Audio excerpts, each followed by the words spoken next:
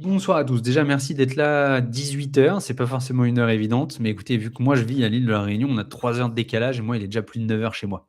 Donc l'objectif, c'est vraiment qu'on puisse trouver un terrain d'entente pour ce live. Donc du coup, voilà. Donc l'objectif, comme vous le voyez sur l'écran, logiquement, on va se faire un point de marché de ce qui s'est passé dans ce mois de mars 2026 et ce qui nous attend par la suite. On va voir ça en 4 points. Déjà, qui sommes-nous évidemment? Parce que pour beaucoup, peut-être vous nous connaissez, mais pour certains autres, écoutez, on va quand même se présenter. Autant Blockunity, donc la plateforme sur laquelle on va aller voir tous les indicateurs qui vont un peu nous aider à comprendre ce qui se passe sur le marché, et moi-même, donc du coup Adrien, pour voir un peu, forcément, vous ayez un peu un topo sur qui je suis. Et ensuite, on va parler un peu de la plateforme et faire un question-réponse par la suite et puis conclure là-dessus. Alors, qui je suis? Bah, écoutez, je suis le petit bonhomme ici, là, que vous voyez en mini-a. Je suis, en fait, Adrien. Je fais des analyses pour Blockunity, ce qu'on appelle lead analyst pour Blockunity.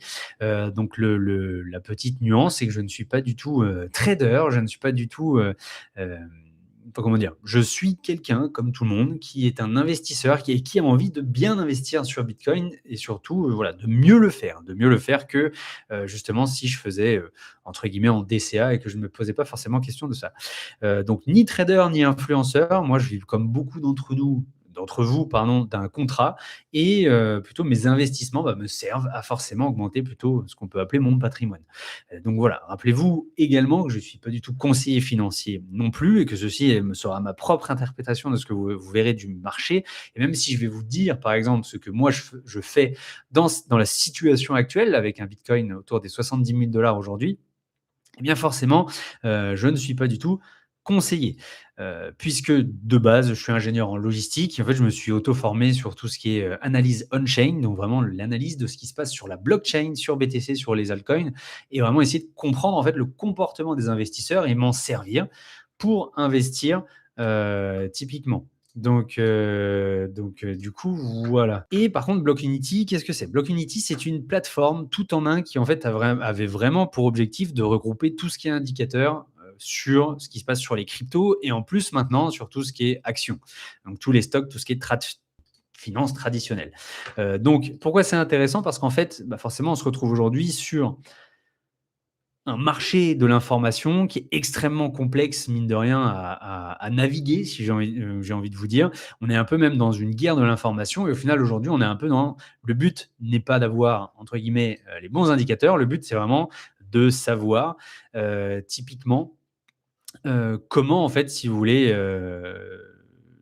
les prendre un à un et les comprendre pour avoir une décision d'investissement. C'est ça, en fait, le plus complexe, mine de rien, puisque en fait, on est un peu, enfin, je ne sais pas si vous êtes sur X, sur YouTube, Twitter, et cetera, mais c'est vrai qu'on est un peu pullulé par énormément d'informations et ça, bah, mine de rien, ça c'est quand même complexe. Donc en fait, le but de Blockunity, c'était vraiment de tout regrouper en un seul et pour éviter déjà d'avoir un 15 000 abonnements et puis en plus de ça, de ne pas savoir où chercher l'information, ici au moins, on a tout en fait à disposition, sur les différents onglets. Alors on le verra un peu à la fin, on a vraiment tout ce qui est analyse, globale de marché, de saisonnalité, des indicateurs propres à Blockunity, des données qui sont vraiment sur chaque crypto, sur chaque catégorie, écosystème, exchange, etc.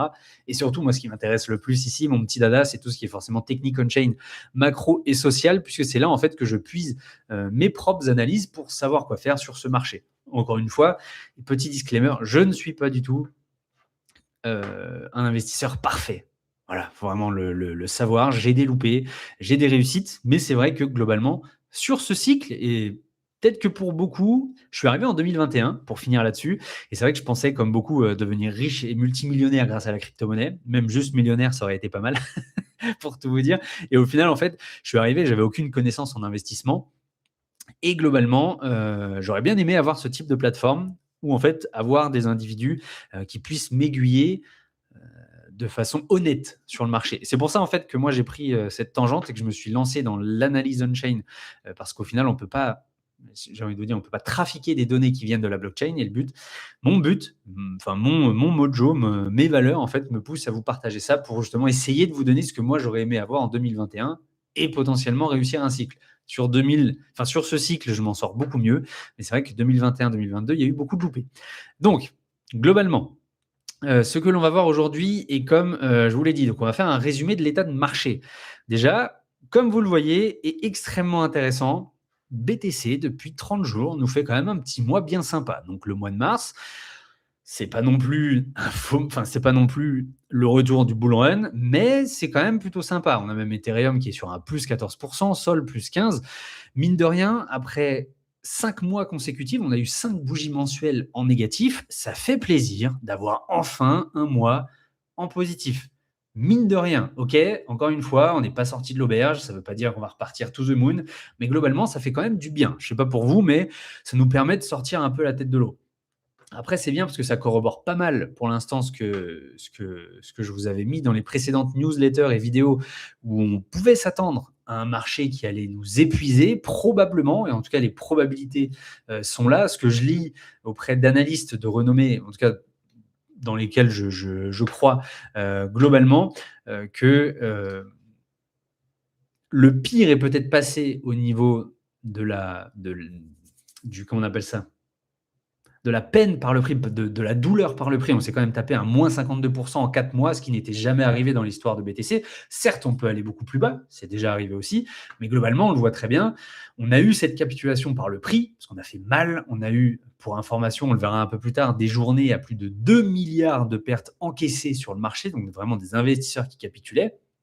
Et maintenant, ce que l'on vit maintenant depuis globalement, hop, j'ai envie de vous dire, depuis maintenant 2 mois, c'est une capitulation par le temps. C'est-à-dire que BTC va nous faire des faux rebonds, comme on le vit là depuis plusieurs semaines. On tergiverse entre les 63 et 75 000 $. Chaque fois, on espère que ce soit la bonne, on revient sous les 70 000, etc., etc. Et en fait, c'est vraiment le but d'un marché et d'une capitulation par le temps. Alors là encore, je vais me baser sur 2015, 2018, 2022. Ce fut exactement le même topo. Le but, c'est pas de dire que tout va se répéter de la même manière, mais que, encore une fois, quand on se base sur les données de la blockchain, on se base sur le comportement des individus. Est-ce qu'ils achètent, conservent, vendent à perte, à profit, à break-even? Eh bien, en fait, c'est à chaque fois le même topo. C'est-à-dire qu'on a d'abord une capitulation par le prix, on fait sortir les plus on va dire ceux qui ont FOMO le précédent top, et ensuite on va plutôt épuiser ceux qui tenaient bon, mais qui vont se dire que finalement, ça vaut peut-être pas le coup de rester dans ce marché, et donc autant sortir. Donc pour l'instant, on vit ça, et ce mois de janvier, février, mars, c'est exactement ça. Quand on regarde sur 90 jours, on est toujours bien sur un marché en baisse, on est sur un moins 20% depuis ce début d'année. Donc ce marché veut vraiment nous prendre nous faire arracher les cheveux pour ceux qui en ont encore. Moi, j'ai quelques cheveux blancs avec l'arrivée de mon petit garçon récemment, mais globalement, vous le voyez, si on croit en BTC, mais encore une fois, ce sont des phases qui ont déjà existé, et typiquement, on le verra à la fin évidemment de ce live, mais on est dans des opportunités qui sont quand même réelles. On le verra un peu après. Alors, sur Blockfinity, ce qui est pas mal, c'est qu'on a tout l'aspect social. Donc là, je vous ai présenté la heatmap du marché. Donc, c'est vraiment voir ce qui se passe au niveau du marché dans sa globalité, hein. Donc, bien sûr, avec BTC, le géant orange et toutes les altes, on voit très bien que sur 30 jours, on est plutôt sur du vert. Par contre, pour autant, quand on prend en fait l'analyse sociale qui se passe, et ici, par exemple, plutôt la tendance sur YouTube des nouveaux abonnés ou des nouvelles vues, c'est un peu mort. Typiquement, c'est un peu mort, comme ce fut mort à chaque, je vais vous dire, à chaque grosse correction, déjà même de ce cycle. Printemps 2025, il n'y avait plus personne à ce moment-là quand on est tombé sur les 75. En 2024, un peu le même topo après avoir touché les 74 000 $ et retombé sur les 50K à peu près, si je ne m'abuse, pareil, plus personne.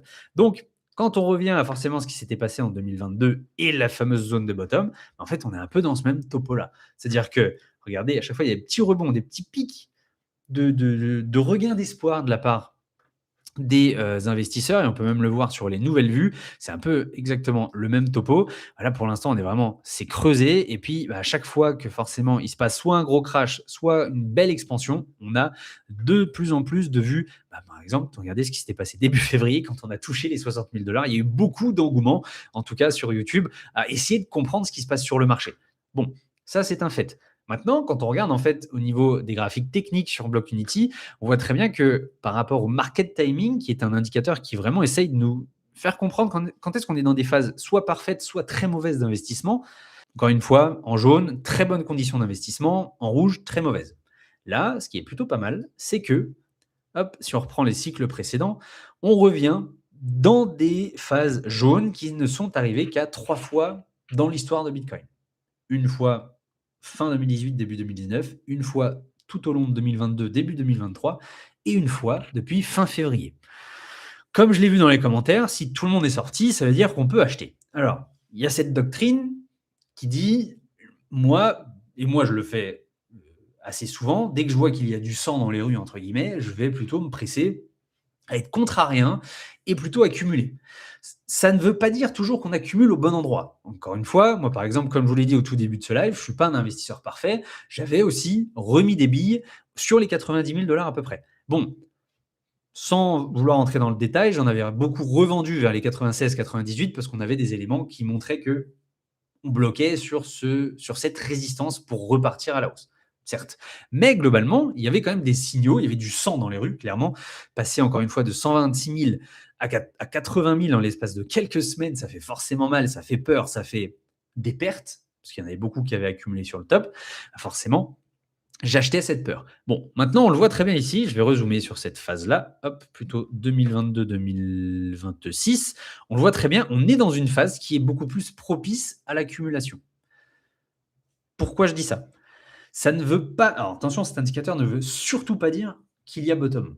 Il veut plutôt dire que dans les conditions actuelles, par rapport justement à ce qu'on a vu, beaucoup de prises de pertes, un pourcentage d'investisseurs en perte latente sur le marché assez élevé. On est quand même sur plus de 40% des investisseurs qui sont en perte. C'est énorme, c'est quasiment un investisseur sur deux qui se retrouve en perte rien que sur Bitcoin. Imaginez sur les alts, je pense que le ratio est quand même beaucoup plus élevé. Bon, on a beaucoup en fait d'éléments qui nous montrent que ces zones-là sont propices à l'accumulation. Encore une fois, je vais vous prendre mon profil d'investisseur. Si je devais prendre 2022 comme exemple, moi, je recherche typiquement la zone des 20 000 aux 15 000 $ de 2022 à aujourd'hui. C'est-à-dire que, par exemple, accumuler entre les 70 et les, allez, on va prendre les 50, les 70 000 $, pour moi, c'est extrêmement intéressant et avantageux. Donc, finalement, pour quelqu'un qui essaye de faire du DCA plutôt optimisé ou de repérer les conditions qui sont vraiment optimales pour investir, je suis aujourd'hui dans cette zone des 20 à 15 000 $ de 2022. En tout cas, le market timing le montre bien. Quand on voit justement, à l'inverse, que parfois on peut avoir des zones assez rouges où là, il faut faire très attention. Quand on dit mauvais, c'est-à-dire qu'on a plusieurs éléments qui peuvent nous faire penser qu'on peut vraiment encore repartir à la baisse, voire à la hausse. Chose qui s'était passée justement dès qu'on avait franchi un certain support, on était retombé et hop, il l'avait vu quelques jours avant le crash, que justement les conditions étaient très mauvaises et qu'on a fait quasiment un bis repetita de juin 2022 avec un nouveau crash qui nous avait quand même amené assez bas. Et là, on est dans une phase assez propice. Donc, c'est plutôt intéressant de le voir et de se dire que probablement, on est dans des périodes assez intéressantes sur BTC. Il faut savoir qu'au niveau on-chain, ce niveau de prix, ce niveau de perte latente, de perte réalisée, d'investisseurs qui sortent du marché, on est environ dans les 10% de jours de trading dans l'histoire de BTC où justement BTC a été autant sous-évalué. Donc ça veut dire qu'on a toujours 10% de probabilité d'aller plus bas. Mais encore une fois, si on part du principe que la capitulation par le prix a été faite et que même si aujourd'hui on se reprend à moins 15% pour retoucher par exemple les 55 000 $, ça ne va pas faire aussi mal que de passer de 126 000 à 60. Donc forcément, réinvestir dans cette zone, encore une fois, je prends l'exemple des 70-50 000, c'est une très bonne zone d'accumulation qui n'arrive qu'à 10% du temps dans l'histoire de BTC. Et donc, logiquement, on profitera des 90% jours restants lorsqu'évidemment le marché repartira dans cette configuration plutôt très bonne pour être dans le marché. Pour l'instant, on n'y est pas, mais ça se fait petit à petit. Tac, je vais vous partager maintenant ce qui se passe au niveau de la performance des cycles. Quand on regarde ce graphique, c'est vrai que, encore une fois, pour ceux qui sont plutôt axés sur les cycles, je vais voir si vous avez des questions en spécifique. Quand on voit toutes les news stratifiées sur la crypto, ouais, je vais beaucoup répondre à vos questions par la suite. Je vais essayer pour l'instant de faire court, parce qu'encore une fois, on n'a qu'une petite heure. Et je répondrai à vos questions ensuite. Évidemment, je rebondis parfois si j'arrive à en voir. Donc, pour l'instant, vous voyez le graphe de performance des cycles. Évidemment, tristement, j'ai même envie de vous dire, pour ceux qui ont vu passer l'anecdote, vous l'avez vu, il y avait quelqu'un qui, c'était sur un forum qui s'appelle 4chan, qui avait partagé l'idée que le 6 octobre 2026, on allait avoir le top sur BTC. Et au final, c'est vrai qu'on s'est fait battre par par des mecs qui comptaient les jours. Qui comptaient les jours de bull run, qui maintenant comptent les jours de bear market. Et qui nous dit que pareil, je crois que vers la mi-octobre, on devrait finir le bear market. Évidemment, en fait, le top est arrivé ici, à peu près là où le top du premier cycle sur BTC était arrivé, 2017 où il était arrivé, 2021 où il était arrivé. Pratiquement pareil. Donc pour l'instant, on s'est fait battre quand même par des mecs qui comptaient les jours. Certes, très bien, et tant mieux pour eux. Franchement, je les envie plus que je les jalouse. Maintenant, c'est vrai que pour beaucoup, et encore une fois, là, on va partir sur des thèses, il y en a beaucoup qui vont attendre cette zone-là. Cette zone-là, potentiellement, si on se calque encore une fois sur les cycles passés, nous amènerait vers septembre, octobre, novembre environ. Donc, ça peut nous laisser, comme je l'avais écrit dans une précédente newsletter, à des semaines, voire des mois d'un BTC qui va essayer de nous faire des rebonds, nous donner espoir, et finalement, plutôt, nous faire enfoncer un peu plus dans la crise. Donc, soit on tergiverse, tout comme c'est arrivé en 2022, et puis là, voilà, on va zoner entre les 20 et 15 000 $, donc peut-être ici entre les 70 et les 50 000 $. Peut-être qu'on peut avoir un autre gros crash. C'est vrai qu'on a quand même la macro qui n'est pas facile en ce moment. Donc, à voir. On n'est pas encore tiré d'affaire, mais comme on le voit, c'est vrai qu'on a quand même plutôt des concordances d'indicateurs qui nous disent que voilà, au niveau du sentiment sur le marché, il n'y a plus personne. Au niveau du timing, c'est quand même mieux. Au niveau de la performance du cycle, on est même sur un cycle où on s'est vu offrir un magnifique moins 52%. Alors, comme vous le voyez, c'est quand même moins impressionnant que les cycles précédents, mais évidemment, on peut là aussi, encore une fois, faire des thèses, et encore une fois, une thèse n'est fausse que jusqu'à ce qu'elle soit vérifiable, et donc que ça se passe, mais que l'arrivée des institutions nous protège un peu là aussi des cycles passés, où à ces moments-là, on avait plutôt des corrections de moins 75 à moins 85% et plus, où plutôt que ce soit que du retail qui est faument le top et qui du coup se met à vendre massivement ici, là on a quand même de l'institutionnel qui est là avec plus d'1 million de BTC en réserve et qui ne vend que 8% de tous ces BTC sur le marché.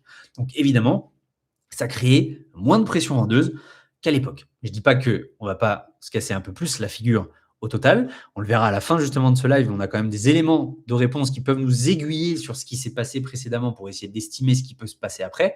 Mais globalement, il y a vraiment deux fenêtres de tir. Soit on a vraiment fini la capitulation par le prix et on va zoner, au pire, on va descendre jusqu'aux 55 000 $. Soit évidemment, on a fini totalement et 60 000 était le bottom et maintenant on va juste tergiverser entre les 60 et 70K, 75K.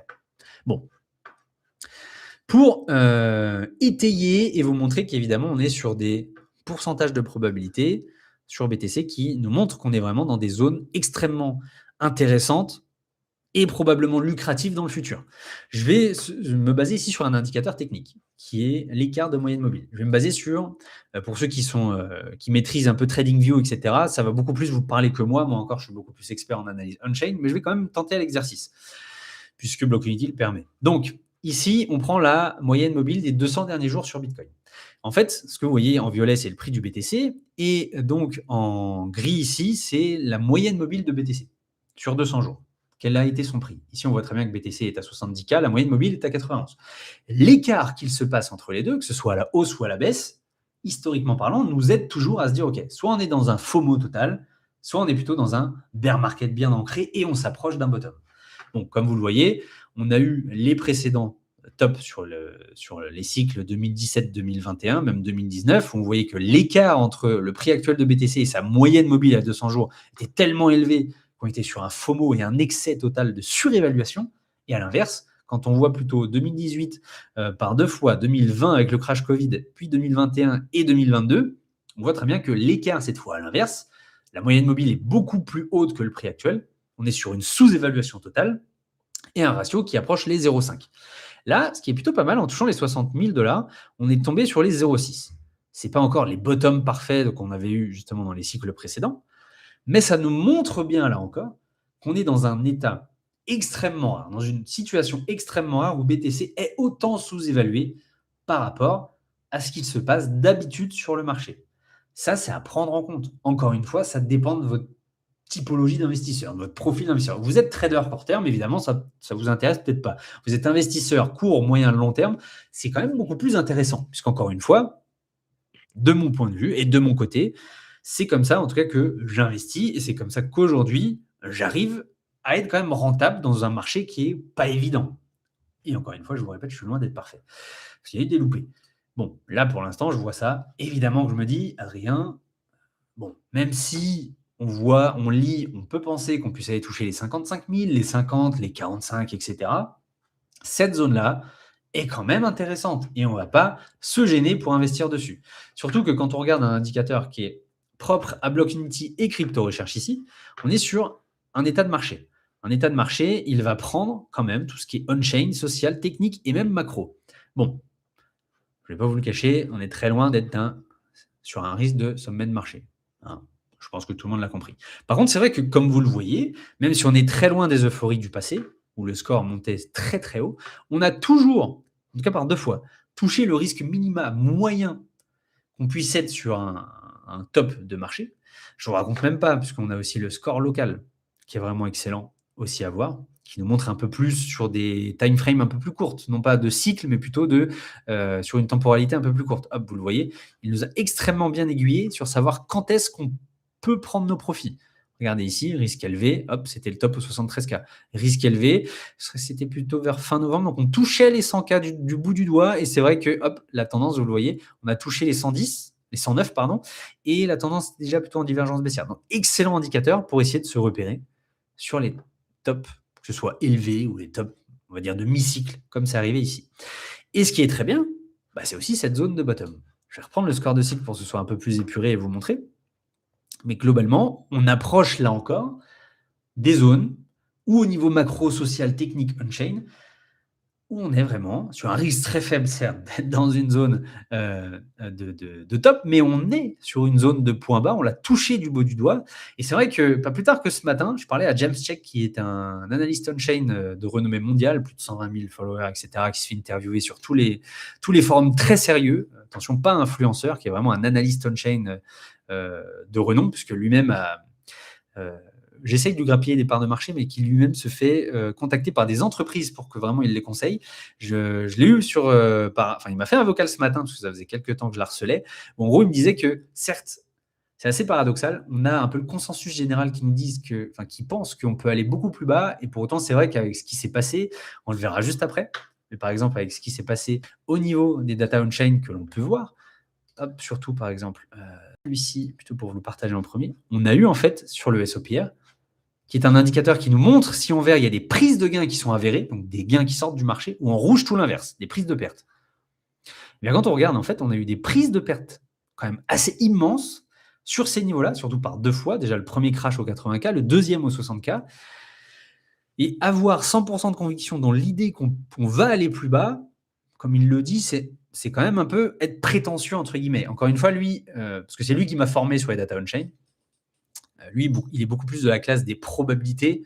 Si on n'a que, par exemple, 10% de probabilité d'aller plus bas, il n'y a que 10% de son scénario, ou peut-être de ses comment on appelle ça, de ces cartouches encore à mettre dans le marché qui vont être sur ces probabilités-là d'aller plus bas. Moi, en tout cas, par exemple, c'est ce que j'ai fait. J'ai que un dernier point d'achat sous les 60K qui est placé. Si ça met 3 mois à arriver, tant mieux. Ça met 2 jours, tant mieux. Si ça n'arrive jamais, ce sera de l'argent qui sera replacé plus haut dans le cycle, mais c'est pas grave. Je reste, entre guillemets, ouvert à la possibilité que le bottom ne soit pas à 60K et que je peux avoir un niveau de prix un peu plus bas. Et donc, lisser mon prix d'achat à la baisse, ce qui peut être plutôt sympa. Mais c'est vrai que quand on regarde ça, on est typique, alors non pas dans les zones de capitulation maximale que ce qui s'est déjà passé en 2020 avec le crash Covid, ou même 2022 en novembre, mais encore une fois, il faut se rappeler qu'ici, c'était beaucoup retail. Il faut se rappeler qu'ici, on a fait un x20 sur BTC. Alors qu'ici, on a fait un x7. Donc forcément, beaucoup moins de gains latents qui ont été réalisés. Donc potentiellement, moins de pertes là aussi à prendre. Mais globalement, on est tombé sur des niveaux où là, tenez-vous bien, le crash qu'on a eu début février, on était sur 2% du temps dans l'histoire de trading de BTC. On a eu un SOPR, donc ce ratio que vous voyez à l'écran, plus bas que ce qui s'est passé le 4 février, il me semble, le 6 février, lors du crash aux 60 000 $. On a eu une telle capitulation sur le marché que repenser qu'on peut se reprendre à moins 30% dans la tête, entre guillemets, ça existe. Encore une fois, la macro est dégueulasse, mais ça en ferait un événement Black Swan, un événement extrêmement rare. Donc, vu que c'est extrêmement rare, je ne vais pas baser tout mon investissement sur l'idée qu'on puisse y aller. Et attention, ne me prenez pas au mot. Dans le sens où, si jamais on va au 40K, ne m'en veuillez pas. Les probabilités sont infimes qu'on y aille, mais elles existent. Donc, c'est pour ça que moi, dans mon profil d'investisseur, je fais très attention à garder ces probabilités dans un coin de ma tête et pas forcément être focus. On va remonter to the moon. Voilà, c'est juste pour vous parler de ça, évidemment. Comme vous le voyez, au niveau du MVRV Z-Score, qui est plutôt l'inverse du SOPR, ici on veut voir les pertes et profits latentes. Donc tout ce qui n'est pas encore sorti du marché, que ce soit des pertes, comme par exemple vous avez acheté un BTC à 100 000, on est à 60 000, vous avez 40% de pertes, mais vous les gardez pour l'instant parce que vous êtes confiant à l'idée que ça peut remonter. Donc là, on parle vraiment de ça. Ici, comme vous le voyez, pareil, on n'est pas encore arrivé dans une zone d'extrême sous-évaluation, mais encore une fois, un MVRV sur ces niveaux-là est arrivé qu'à tellement peu de fois dans l'histoire de BTC que de mon côté, la zone des 60-70 000 $ est vraiment un endroit où, personnellement, j'investis. Et encore une fois, c'est personnel. Je côtoie même deux analystes qui pensent qu'on ira sous les 50.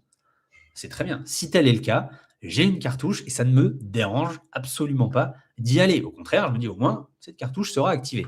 Maintenant, c'est vrai que quand on regarde ce graphique, encore une fois, on doit partir du principe que deux choses, et je pense que vous l'avez tous noté. 2017, vous voyez la courbe du MVRV, l'état de profit latent.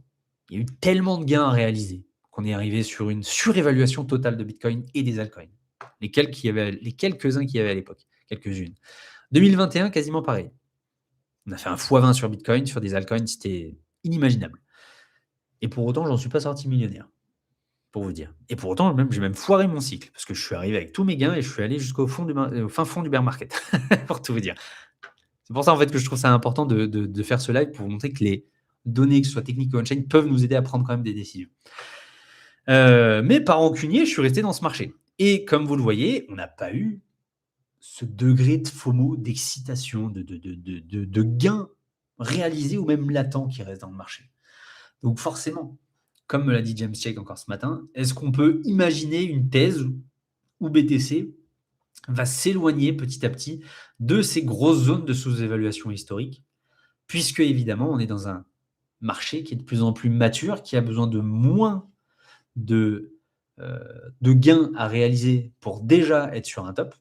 Comme vous le voyez, ici, on était en moyenne, sur le marché, un x7 pour les investisseurs. Nous, là, on était sur un x3 maximum. Donc, vous voyez en fait que la diminution des profits latents sur le marché va de toute façon exister de plus en plus. Et donc, probablement que la part des pertes latentes va elle aussi diminuer petit à petit. Parce qu'évidemment, la volatilité est quand même beaucoup plus contractée. Encore une fois, on a fait un x20. Ici, on a fait qu'un, entre guillemets, x7. Ça reste quand même énorme. Maintenant, il y a quand même des bonnes choses aussi sur le marché et je crois qu'on est à peu près sur ce niveau-là du live. Ça va être de vous montrer où est-ce qu'on en est. Pourquoi chaque rebond pour l'instant est survendu? C'est une bonne question. En fait, sur graphique là, l'ASI, l'Active Address Sentiment Indicator, nous montre, si vous voulez, globalement, la variation du cours de Bitcoin avec la variation des adresses actives sur la blockchain. Vous le savez, plus il y a d'adresses actives sur la blockchain, plus ça montre qu'il y a beaucoup de personnes qui ont réactivé un peu leur wallet, qui ont fait des transferts, qui ont acheté, qui ont vendu, etc. etc. Donc évidemment, quand on est dans des zones ici où il n'y a personne, c'est qu'il n'y a personne.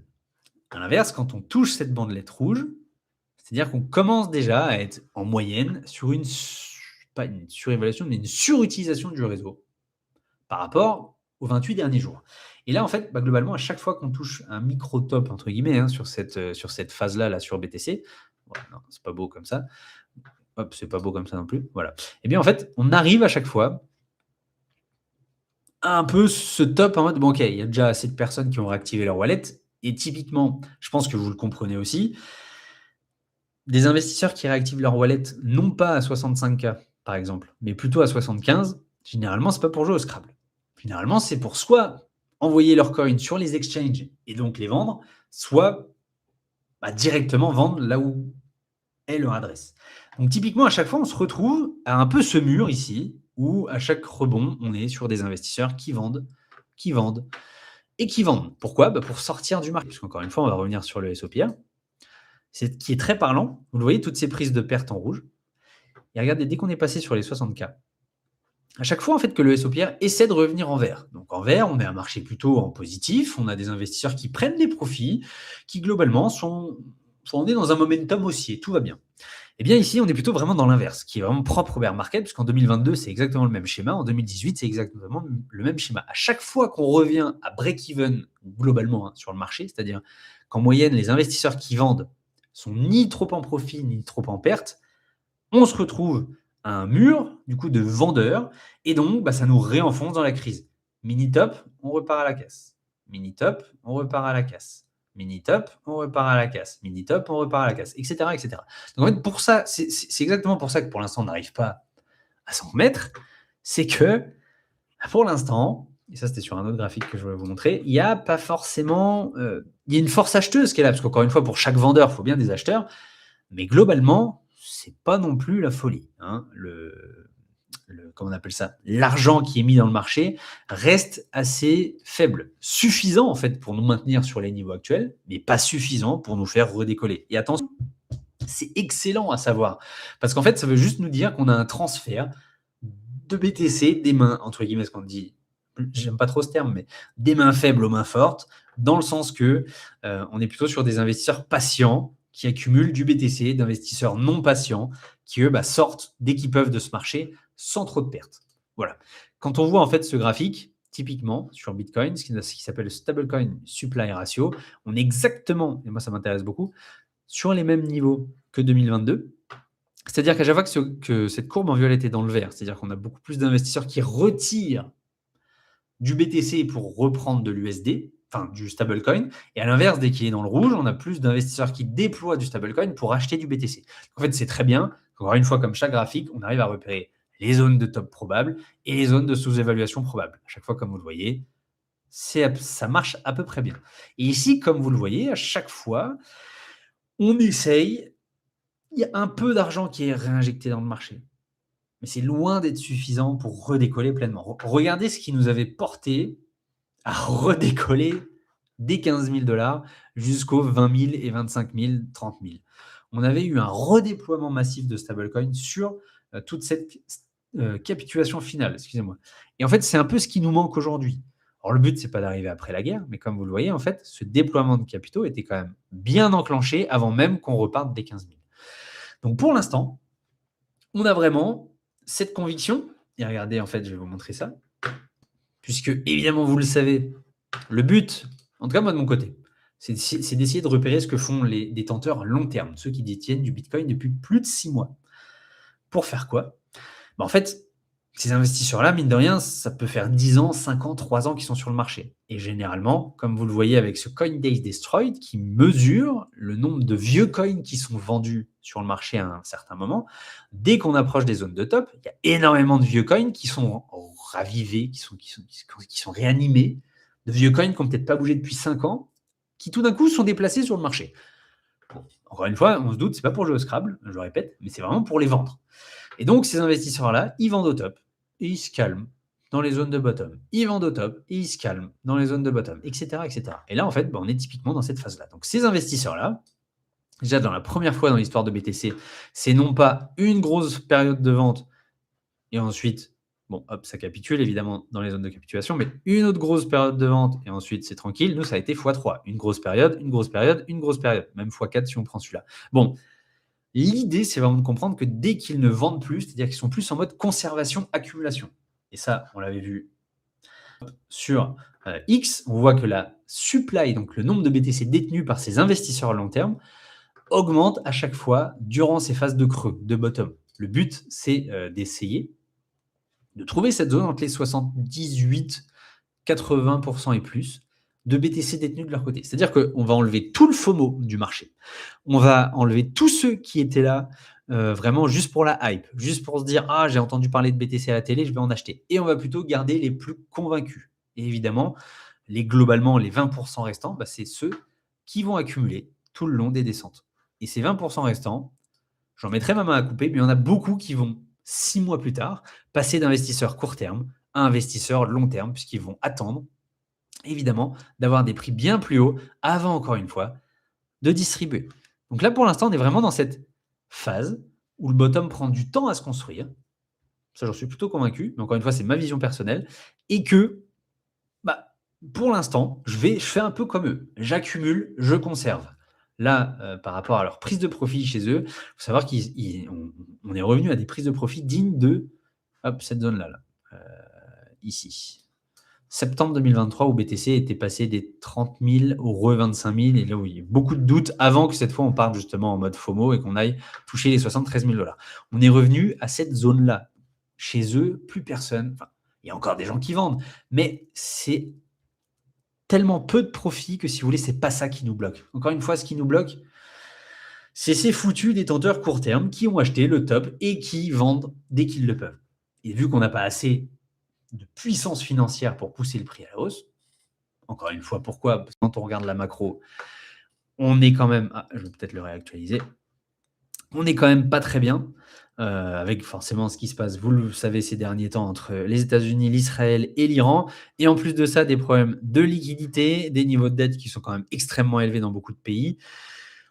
Donc bon, j'ai envie de vous dire, ça ne pousse pas à forcément se jeter sur Bitcoin, qui est toujours vu comme un actif à risque, hein, même si évidemment il y a beaucoup d'investisseurs qui se disent que ça va passer en risk off, un peu comme l'or, l'argent, etc. On n'y est pas encore. On a encore très peu d'argent du côté des institutions qui est sur BTC. Encore une fois, quand on voit des pumps de l'or où en 48 heures, on a tout le marché crypto qui vient d'être mis, mais dans la capitalisation de l'or, nous, on a encore beaucoup de chemin à faire.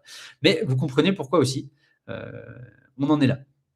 Il y a une autre thèse de James Check, d'ailleurs, dont je voulais vous parler, du coup, qui est plutôt intéressante, c'est de dire que BTC a été vendu en premier par rapport aux conditions macro. Donc, on a vu 126 000 tout 60K. Même si on tombe un peu plus bas, c'est pas très grave.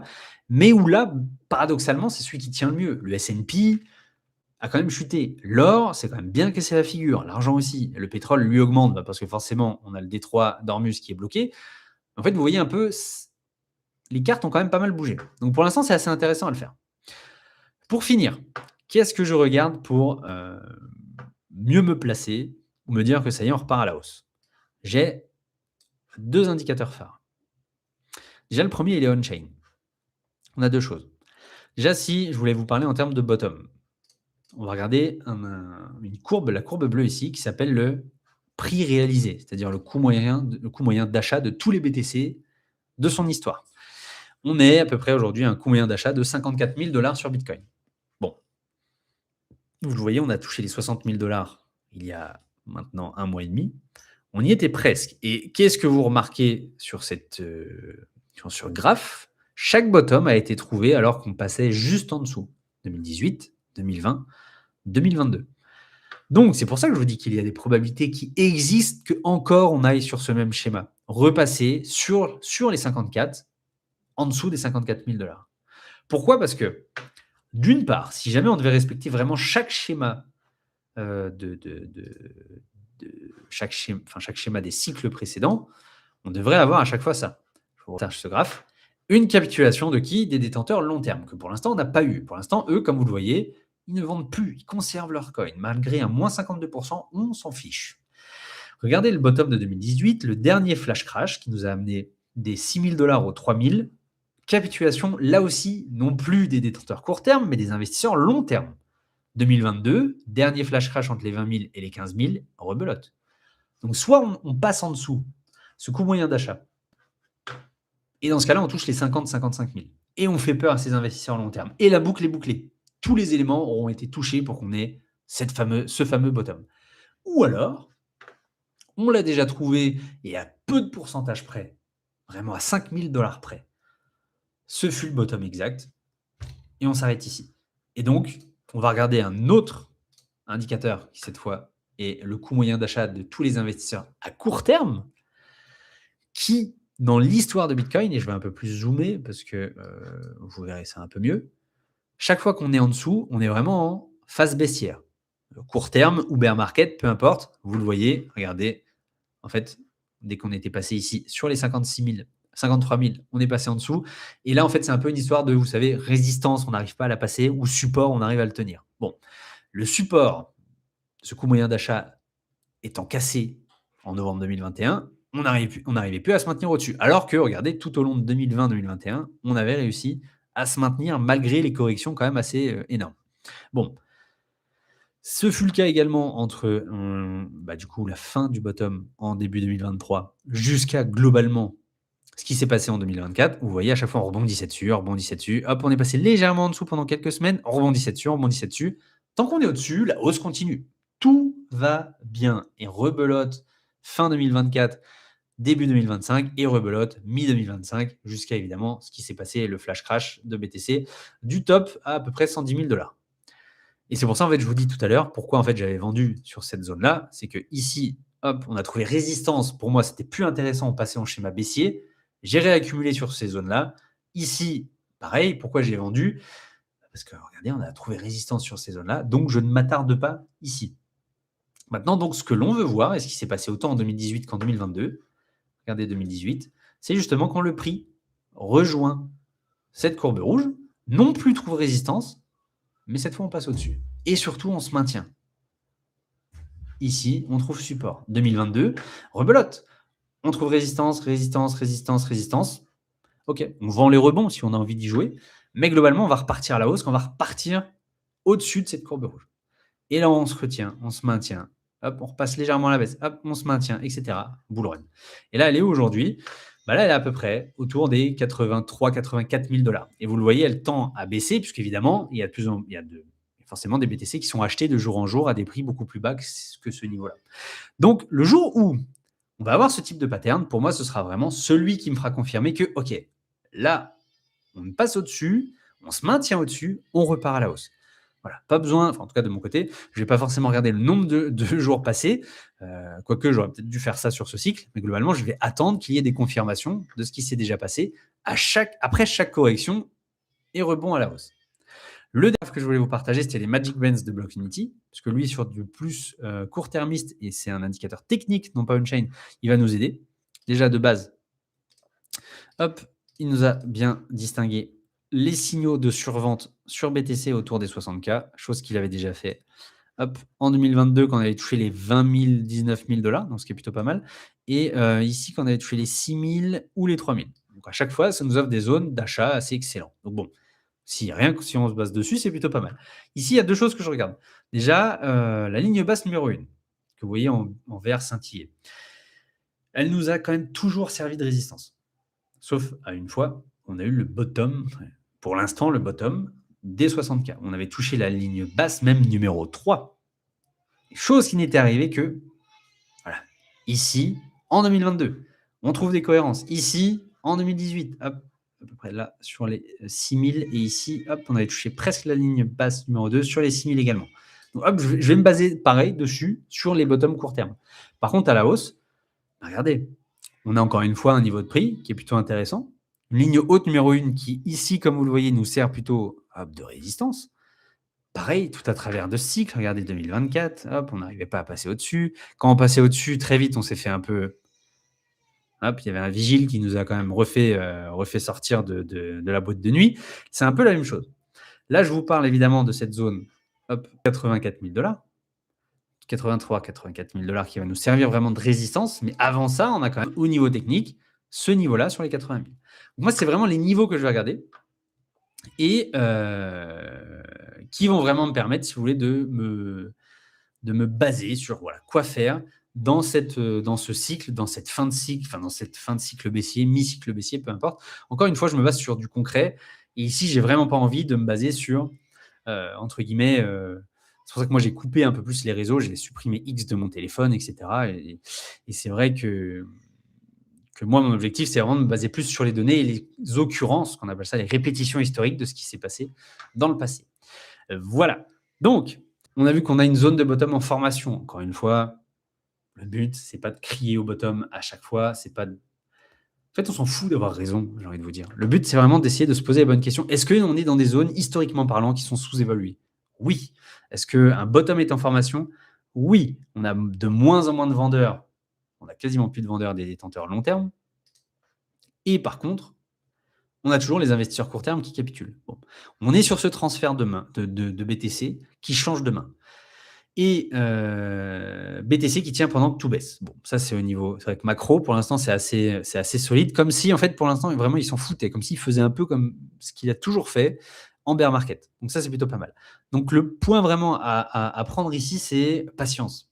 Patience, parce qu'encore une fois, heu, les bottoms sont longs et ennuyeux. Les bottoms, ils n'ont jamais été forcément comme les tops, c'est-à-dire l'euphorie du FOMO et faire un top vraiment, vous savez, en pic de montagne, en V inversé. Ici, les bottoms, ils ont été longs, ils ont été flat pendant plusieurs semaines, plusieurs mois.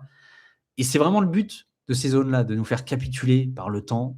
On a déjà eu la capitulation par le prix qui a fait sortir beaucoup de monde, à moins 52%. Et maintenant, le but, c'est vraiment d'avoir la capitulation par le temps et d'épuiser tout le monde. Donc là, chacun sa stratégie. Du DCA, tous les lundis, tous les dimanches, peu importe. Du DCA un peu optimisé. On est par exemple dans un canal entre les 63, 72 globalement. J'achète en bas, je vends en haut, etc. Attendre qu'on ait une confirmation, justement, qu'on passe cette zone-là, ce range des 72.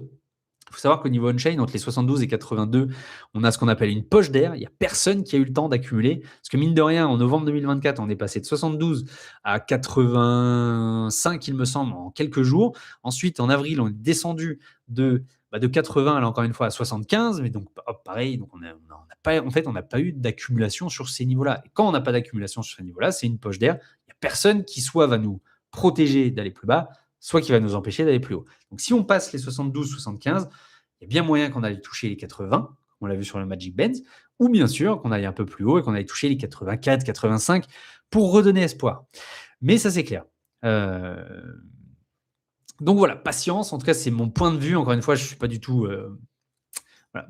Dites-vous que je vais avoir des torts. Pour l'instant, ça fait quelques semaines où ce qu'on écrit au niveau de la newsletter se respecte plutôt bien. Mais ça ne veut pas dire qu'on aura toujours raison sur ce point-là. On peut très bien se tromper. Si demain BTC repart en flèche, ne m'en voulez pas non plus. Mais pour l'instant, encore une fois, tout dépend d'un tweet de Trump, j'imagine, ou autre. On en est là sur ce marché. Donc voilà, où est-ce qu'on en était par rapport à ce live. On va faire la partie, bien sûr, Q&A. Q&A, parce que je pense que vous avez vu une très belle démo de ce qu'on pouvait faire sur Blockfinity. Vous avez vu, j'ai touché à beaucoup d'onglets, tout ce qui est social, macro, technique, même des indicateurs propres avec l'état de marché, comme on l'avait vu, qui nous permet de voir les zones de top et de bottom. Et du coup, également, tout ce qui est on-chain. Alors, le Q&A est plutôt intéressant. Il faut savoir que de notre côté, avec Blockfinity, en fait, pourquoi on va faire ce live de façon mensuelle là aussi. L'objectif, c'est d'être quand même au plus proche de vous dans cette phase un peu compliquée. Vous voyez, on n'est pas énormément, je ne vais pas vous mentir et vous faire croire qu'on est 10 000. On était un peu plus de 30 tout au long de ce live, ce qui est plutôt bien. Et je vous en remercie parce qu'il est bientôt 19h pour vous, l'heure de manger. Globalement, on va passer en fait la newsletter en version payante. Donc pour l'instant, on appelle ça, les 50 premiers inscrits l'auront à un tarif de 9 € mensuel. Et ensuite, ça passera à 15 € mensuel. Le but, en fait, c'est non pas, encore une fois, je vous le répète, je ne suis pas du tout influenceur ou autre, et c'est plutôt de partir sur quelque chose d'assez qualitatif et d'avoir tous ces indicateurs mis bout à bout pour vraiment essayer de comprendre le marché. Il y en a qui n'en auront pas besoin de vous inscrire. Typiquement, il y a vraiment, encore une fois, je suis ni influenceur ni très vendeur. Mais typiquement, le but, ça va être de jongler avec tous ces indicateurs pour que ce soit le plus possible actionnable. Qu'est-ce que je fais avec ces informations? Et c'est exactement ce que là, on essaie de faire pour l'instant. Pour l'instant, ce qu'on a fait ces 3 derniers épisodes de newsletter, puisqu'on était vraiment parti sur quelque chose qui, pour l'instant, en plus, se respecte. Donc, les rebonds qui fait du bien, le rebond, faut-il mordre la hameçon, etc. Silver test, commencer maintenant. Donc, vraiment, cette idée que, en se basant sur les données et du concret, le but, c'est vraiment de comprendre qu'est-ce qu'on fait maintenant. Et là, ça montrait bien, depuis 3 semaines, on va avoir des faux rebonds, etc. Et donc, ce fut le cas. Encore une fois, on peut se tromper, mais le but, c'est vraiment d'avoir tous ces indicateurs, puisque, et je vais le répéter, la guerre de l'information, elle est là, c'est pas à savoir qui a le plus d'indicateurs, mais c'est vraiment savoir ce qu'on en fait. Encore une fois, moi je sais que j'ai eu beaucoup de blocages de personnes qui découvraient l'analyse on-chain par mon biais, même sur ma chaîne YouTube que je faisais auparavant, qui justement étaient étonnés que oui, on puisse en tirer des signaux quelque part. Parce qu'encore une fois, vous l'avez vu, je vous ai présenté 2, 4, 6, 8, je crois que je vous ai présenté une quinzaine, voire vingtaine d'indicateurs. Qu'est-ce qu'on en fait? C'est vrai que typiquement, quand on se retrouve face à ce flux d'informations, et moi c'est ce que j'avais fait parce que j'avais eu plus d'une cinquantaine de retours sur un questionnaire que je vous avais partagé sur mon YouTube, et la plupart des questions, enfin des problématiques, c'était je comprends l'indicateur, mais mis bout à bout avec d'autres, je ne sais pas quoi en faire.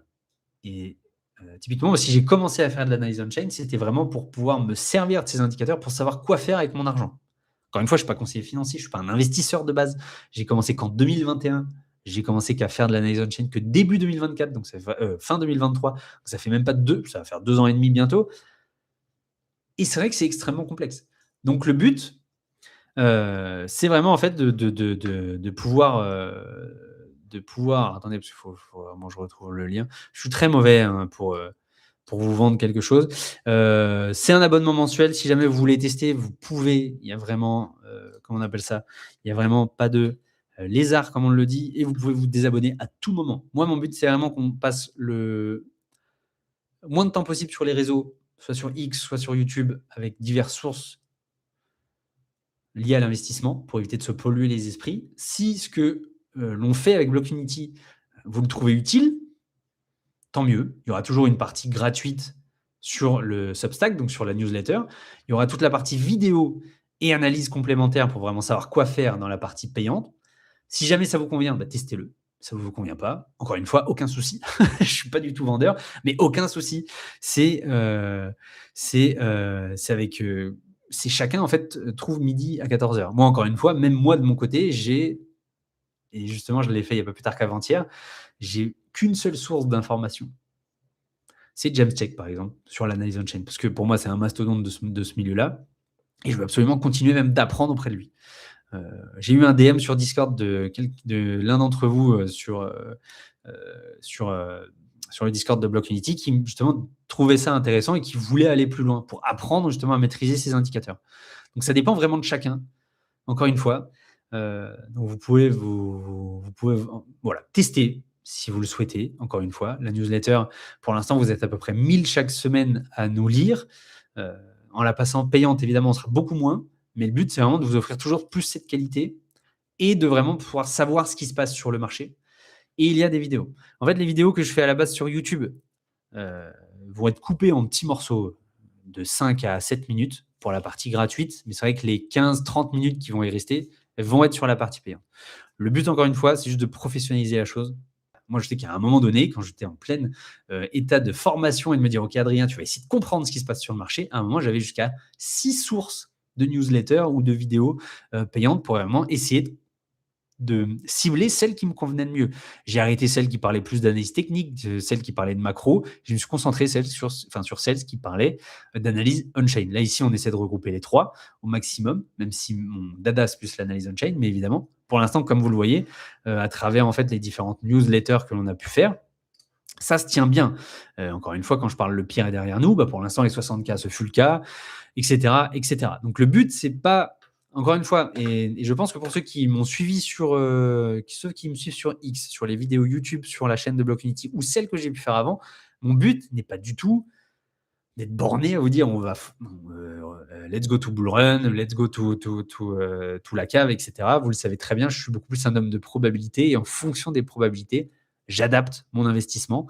Et pour l'instant, ça m'a très très bien servi sur ce cycle. Donc le but, c'est vraiment de partager ça. Une fois par mois, on va faire ce type de live. Vous pouvez avoir une analyse de marché totalement gratuite. Une fois par mois environ. Vous aurez toujours, évidemment, tout ce qui est analyse. Et puis, voilà. Donc, merci à tous. Et je vous souhaite une très, très bonne fin de journée, très, très bonne soirée. Un bon appétit pour ceux qui vont partir manger. Et écoutez, on se dit à la semaine prochaine pour la prochaine vidéo. Pour ceux qui vont venir justement nous rejoindre. Auquel cas, vous le savez, vous avez une petite partie de l'analyse, une petite partie de la vidéo qui sera toujours là. Merci à tous et à très bientôt. À plus.